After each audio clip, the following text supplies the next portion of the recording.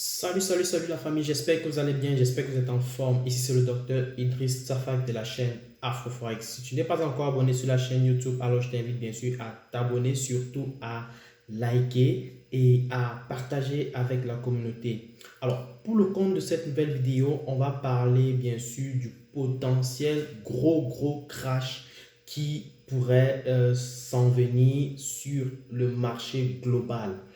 Et pour la mise en contexte, en réalité, les signaux proviennent en fait du potentiel crash de Crédit Suisse. Le Crédit Suisse qui fait partie des plus grosses banques du monde entier. Donc, les banques qui sont classées dans la catégorie Too Big to Fail. Too Big to Fail, c'est comme pour dire que elles sont tellement grandes que on ne peut pas valider la faillite de telle banque-là. Sinon, ça pourrait causer des dégâts plutôt assez désastreux dans les économies. Donc, déjà, d'entrée de jeu, c'est que ce qui se passe, c'est que vous pouvez voir que déjà, depuis le début de l'année 2022, nous avons une chute globale sur les marchés financiers qui dure déjà quasiment 3 trimestres. Et uniquement pour le mois de septembre, nous avons perdu quasiment 9% sur le marché des actions de manière globale. Ce qui est déjà assez énorme parce que en général, sur le marché des actions, s'il s'agit juste de faire un investissement simple, basique, on s'attend en réalité à une performance de 9% à la hausse au cours d'une année de manière naïve. Maintenant, lorsqu'on expérimente une chute, par exemple, qui est de l'ordre de 9% au cours d'un mois, ça c'est déjà assez énorme, ce qui n'est pas nécessairement le cas dans le contexte des marchés des cryptos. Donc, ce qui se passe donc avec tout le contexte assez délicat qu'on a eu avec l'inflation, avec l'augmentation des prix et les effets pandémie, on a eu pas mal d'inflation qui a apparu dans pas mal d'économies dans le monde entier. Et ce qui a poussé dans les banques centrales à augmenter les taux d'intérêt. Donc, une augmentation des taux d'intérêt, vous le savez, en général, va impacter les banques centrales, les banques commerciales. En réalité, si je vous, pour donner l'explication simple de cette chose, c'est que en réalité, vous le savez très bien, beaucoup de gouvernements en général émettent ce qu'on appelle les bons de trésor. Ce sont juste des titres qui vous permettent de détenir ce sont des titres de propriété, des titres de propriété qui sont émis par l'État afin de pouvoir collecter des fonds pour effectuer des investissements dans le pays.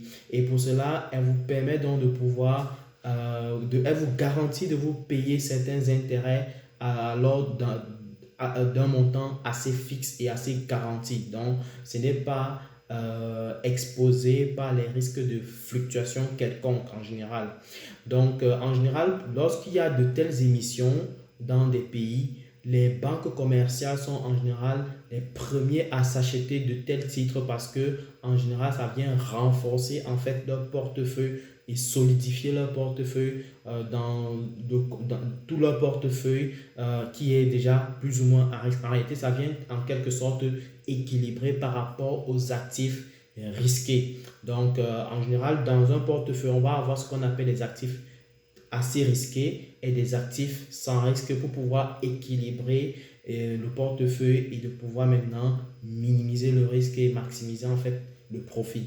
Donc en général, les banques commerciales, alors, en l'occurrence Crédit Suisse ou alors Lehman Brothers que nous connaissons ou alors d'autres banques que vous connaissez de partout dans le monde, s'achètent très souvent ou alors cherchent à détenir au maximum ce type d'obligations, de bons de trésor, n'est-ce pas, de l'État pour pouvoir donc équilibrer leur portefeuille, pouvoir solidifier leur portefeuille. Et donc, lorsque en réalité on a en fait une augmentation des taux d'intérêt de la banque centrale, qu'est-ce qui se passe en réalité? Le prix des bons de trésor va baisser.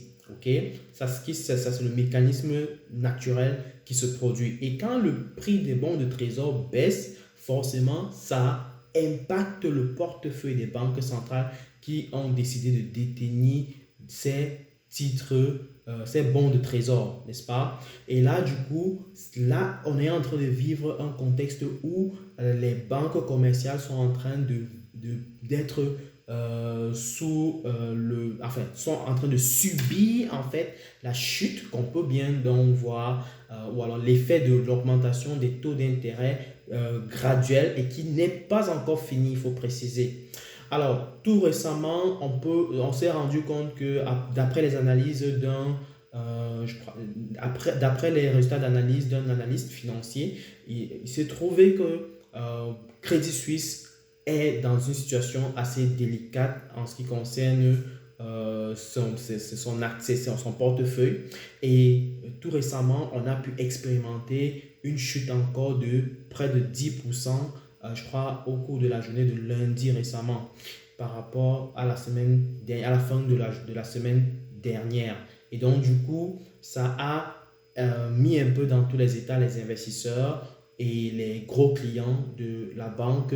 Et la banque s'est retrouvée en train d'appeler ses investisseurs pour les rassurer. Mais finalement, il se trouve, je ne vais pas dire que c'est totalement vrai, je ne connais pas trop, mais il se trouve que les investisseurs potentiellement n'ont pas été totalement rassurés.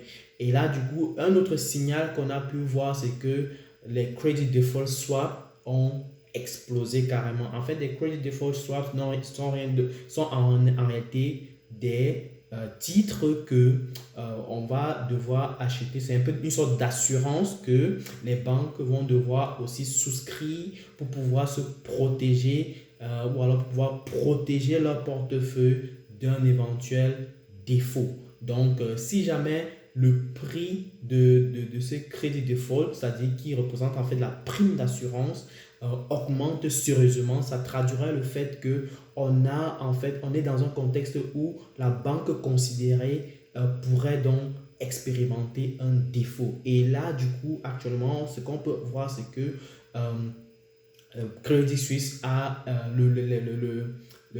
on appelle ça comment, le credit default swap de Credit Suisse a explosé totalement, qui traduira le fait qu'il y a pas mal de voyants au vert martelant le fait que Credit Suisse est dans une situation de défaut potentiel délicat. Et là, du coup, ça a vraiment affolé les investisseurs de la banque en question.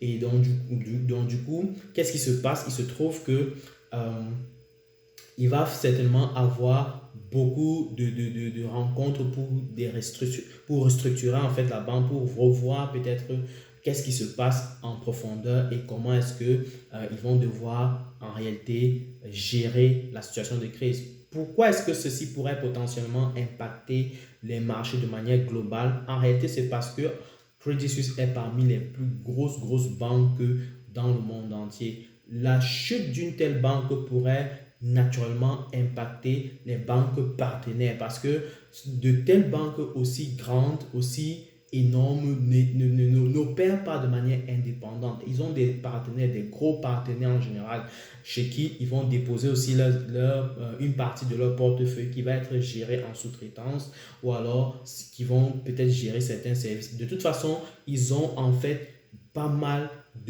d'interconnexions dans différents pays dans le monde. Donc, du coup, il peut donc arriver que si Crédit Suisse chute, ou alors si Crédit Suisse est déclaré comme banque en faillite, n'est-ce pas? Ça pourrait donc se traduire, ça pourrait donc se propager en fait. Donc, ce qu'on va appeler un effet systémique, ok? Un effet de marché, un effet global, ok? Donc sa chute pourrait donc se propager de partout dans le monde pour pouvoir donc impacter les banques partenaires pour commencer, éventuellement les partenaires non bancaires et éventuellement les gouvernements même, et donc du coup le monde entier. Donc prêtons une attention assez particulière sur ce point parce que on pourrait avoir cet effet de contagion, cet effet domino, ou alors cet écroulement du château de cartes, n'est-ce pas? Donc, surveillons de près en réalité ceci, ça pourrait être le point de départ d'un éventuel crash global dans les marchés financiers. Et ce sera encore une deuxième épisode, on va dire, on va vivre une deuxième épisode encore assez sanglante sur les marchés financiers. Donc, cette vidéo est en fait pour attirer l'attention de toutes ces personnes-là qui éventuellement suivent les marchés de manière globale afin de leur permettre de comprendre que, hey, attention, on pourrait éventuellement se réveiller du jour au lendemain et constater que, hey, on a un crash même démentiel sur les marchés financiers. Donc c'est un point important à mettre en exergue afin que chacun de nous se prépare à cette situation-là et ne pas avoir des effets de surprise. Donc, si tu as aimé la vidéo, déjà, like-la surtout, partage-la, dis-moi en commentaire ce que tu en penses, dis-moi en commentaire si le crash potentiel de Crédit Suisse pourrait éventuellement impacter tous les marchés, ou alors quel est ton avis sur le sujet. J'aimerais savoir ce que tu en penses, surtout partage au maximum la vidéo afin que ça puisse aider le maximum de personnes. Et on se dit à très très bientôt pour une prochaine vidéo. Ciao!